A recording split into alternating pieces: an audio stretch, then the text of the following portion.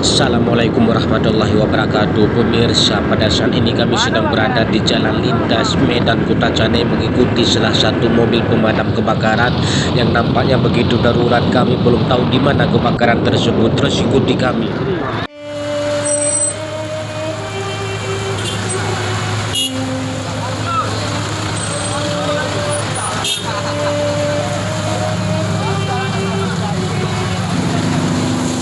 Si jago merah kembali mengamuk menghanguskan satu unit rumah warga di Desa Pasar Puntung, Kecamatan Semadam, Kutacane, Aceh Tenggara.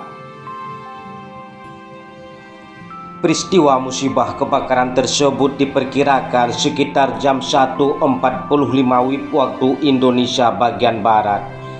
Dalam peristiwa musibah kebakaran tersebut dipastikan tidak ada korban jiwa, namun kerugian ditaksir mencapai ratusan juta rupiah.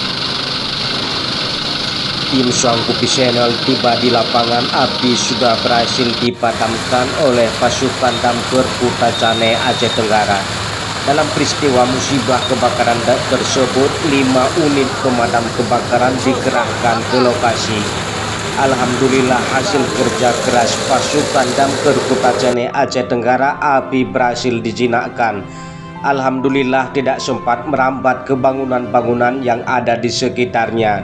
Saya Agus Ladisawang melaporkan.